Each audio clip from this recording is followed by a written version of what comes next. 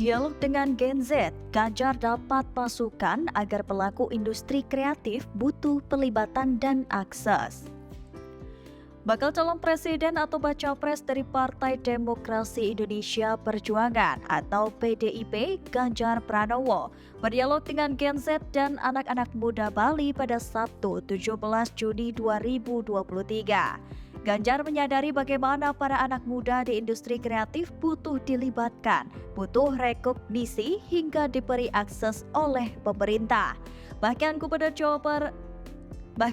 Jawa Tengah itu sampai menelpon Gubernur Bali, Iwayan Koster, agar merespon langsung permintaan para anak muda. Hal itu terjadi saat Ganjar Pranowo menggelar pertemuan dengan para generasi Z dan milenial Bali di kebun Vintage Cars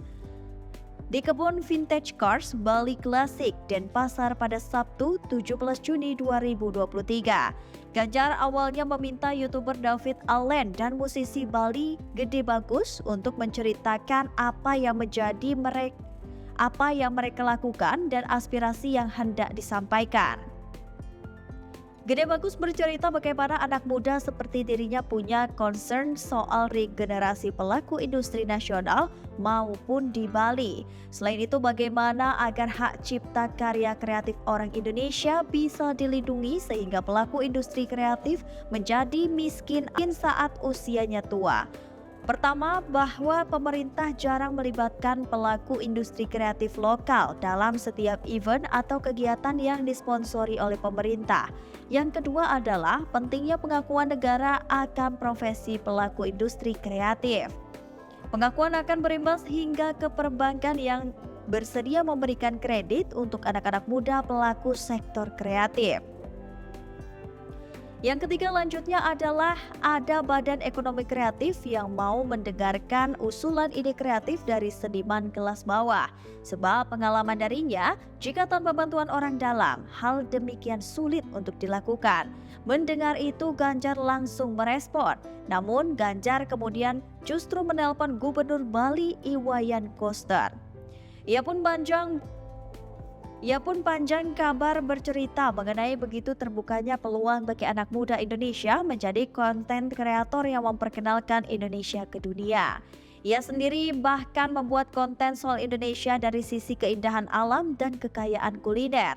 Ketika dimintai Ganjar untuk menyampaikan kritikan ke pemerintah, David bicara soal Bali. Baginya bila ingin agar turis asing yang berkunjung itu tidak membuat masalah, harus diberi contoh oleh masyarakat Bali terlebih dahulu.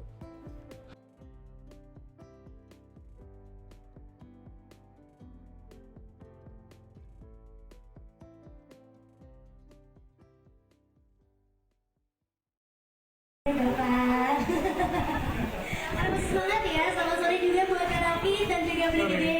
Selamat sore. Terima kasih atas ketersediaannya hari ini. Semoga Bapak dan juga Bibi sekalian dalam keadaan sehat ya dan juga baik. Dan untuk sesi pertama kali ini, tema diskusi kita adalah kaum muda berbicara mengenai ekonomi kreatif dan juga musisi seniman.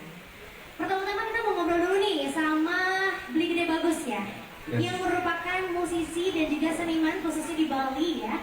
Sebelum Beli Gede nanti akan berbicara dan mengobrol dengan Bapak ya. Beli Gede, kira-kira apa sih yang memotivasi Beli Gede ini membuat anugerah musik Bali?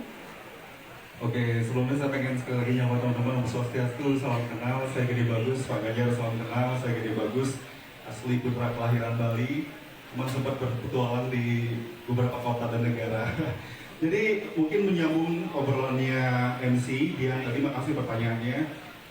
Menurut saya penting untuk bagaimana menjaga regenerasi, Pak. Menjaga regenerasi kita untuk bisa melahirkan seniman-seniman berkualitas yang bisanya nanti bisa lebih bersaing lagi di kancah nasional, bahkan internasional. Karena kita di Bali ini punya banyak sekali seniman-seniman, misalnya kita contoh pelukis ataupun musisi kita yang memang dikenal di kancah nasional bahkan internasional, seperti contohnya salah satu musisi jazz Iwayan Balawan, lalu ada Superman X Dead yang sangat dikenal di kancah permusikan, industri musik nasional, dan juga seperti misalnya Pak Mario Blanco yang merupakan pelukis yang sangat dikenal secara internasional. Jadi bagaimana hal kecil yang bisa kita buat untuk meregenerasikan hal-hal ini. Dan di industri musik di Bali itu agak unik nih Pak Ganjar. Jadi kita ini bukan cuma musisi konvensional yang musisi komersil. Kita di sini ada pemain musik tradisional, lalu kita ada juga pembuat musik scoring film, yang dimana base-nya di Bali, tapi banyak mengirim project untuk digunakan secara skalanya internasional. Seperti banyak scoring musik gamelan itu dipakai untuk soundtracknya film-film di Hollywood. Lalu gamelan-gamelan banyak diputar di seluruh spa yang ada di seluruh dunia. Nah, cuman ada tantangan nih. Orang-orang kita sudah tahu belum cara pendistribusian yang tepat, cara menjaga warisan tersebut untuk dimonetasikan, untuk dikomersilkan. Karena banyak yang tidak paham industri rekaman ataupun industri bagaimana menjaga hak cipta karya tersebut. Jadi sering sekali kita lihat dan mungkin bisa saya bocorin kalau musik gamelan beberapa tari di Bali, salah satunya tari baris itu pemegang hak ciptanya bukan orang Bali, tapi orang Jepang. Ya, karena master datanya pada saat itu rekaman di Bali pengelolanya sudah regenerasi pada saat rekaman zaman dulu, lalu pada saat pengelolaan ke generasi 2 tidak merangkum semua master rekaman itu secara baik dan benar. Jadi mungkin pada saat itu meleset atau entah alatnya dibeli sama orang, diperjualbelikan kembali.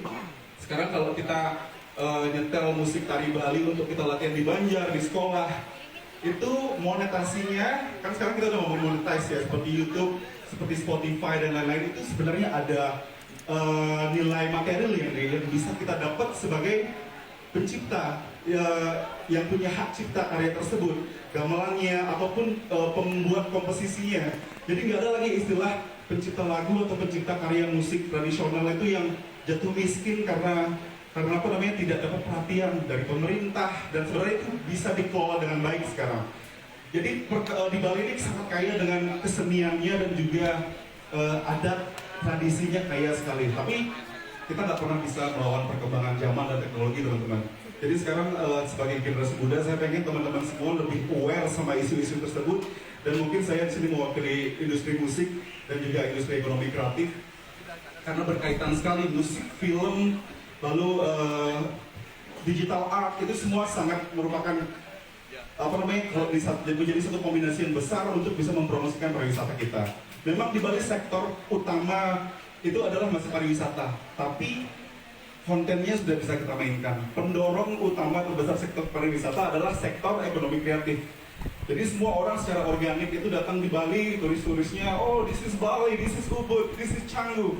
Jadi mereka sudah secara organik melakukan itu. Dan sekarang ini jadi satu tantangan malah Dian. Saya melihat orang-orang bule di luar sana yang lebih melihat peluang ini besar sekali di Bali. Contohnya kita, mungkin Pak Ganjar selalu lihat di media sosial banyak bule bandel Pak di Bali sekarang. Dan itu saya sendiri melihat, dan mungkin beberapa teman setuju, SDM kita belum siap juga. Karena misalnya contoh, Rusia adalah negara nomor 2 yang banyak dikunjungi di Bali. Tapi banyak nggak orang-orang kita yang bisa bahasa Rusia? Enggak kan? Jadi orang-orang Rusia sendiri dia rela, oke, saya beli one way tiket untuk ke Bali dengan bawa bekal seadanya, sampai di sana saya akan menjadi videographer, saya akan menjadi fotografer, dan mereka bisa cari duit di sini. Dan itu dilacaknya susah sekali sama imigrasi, teman-teman imigrasi. Jadi itu hal yang lagi kita perangi. Dan menurut saya hal-hal kecil itu kita harus siap. Jadi makanya mungkin kelak saya akan berterima kasih sekali, dan kita semua sebagai anak muda Bali mungkin lebih sering ada beasiswa atau studi banding anak-anak muda kita untuk ke paling nggak 10 top negara pengunjung yang ada di Indonesia, India, Australia, Rusia, untuk kita bisa belajar belajar bahasanya, kita belajar habitsnya mereka. Jadi ketika mereka kesini, kita bisa jadi tuan rumah yang siap, teman-teman. Tuan rumah yang siap, bahasa paling nggak kita bisa sekedar conversation buat mereka, greetings, atau enggak cuman welcoming mereka di tempat kita, di tempat-tempat pariwisata. Nah, ketika kita kan menjadi tuan rumah yang berkualitas, di situ persaingan global, karena Bali ini merupakan pintu global banget. Kita dilihat sama seluruh mata yang ada di dunia. Ketika kita menjadi host yang berkualitas, kita berani bisa bersaing. Dan itu memang bukan merupakan kerja satu dua pihak, Pak Ganjar. Kita anak muda butuh sekali jembatan untuk mendapat akses itu. Dan sini mungkin salah satunya itu yang pengen saya sampaikan di awal. Mungkin nanti ada pertanyaan, tapi mungkin berikutnya ya Mbak Dian. Iya, betul. Boleh kasih tepuk tangan sekali lagi untuk Kak Gede Bagus. Tapi secara tidak langsung teman-teman ya, itu juga memotivasi kita semua untuk mengisi sektor-sektor yang tadinya disampaikan oleh Kak Gede. Banyak banget, banyak sekali sektor-sektor yang belum terisi oleh kita karena sumber daya manusia kita yang masih kurang akan pemahaman tersebut. Jadi teman-teman jangan khawatir ya. Kalau di Bali itu sebenarnya banyak banget ada pekerjaan ya. Hanya saja kalau kita ingin mempelajari. Nah, ngomong-ngomong tentang musik tadi ya dengan Kak Gede Bagus, Pak Ganjar sendiri, kira-kira ada jenis-jenis musik atau genre musik yang Pak Ganjar suka nggak? Banyak loh.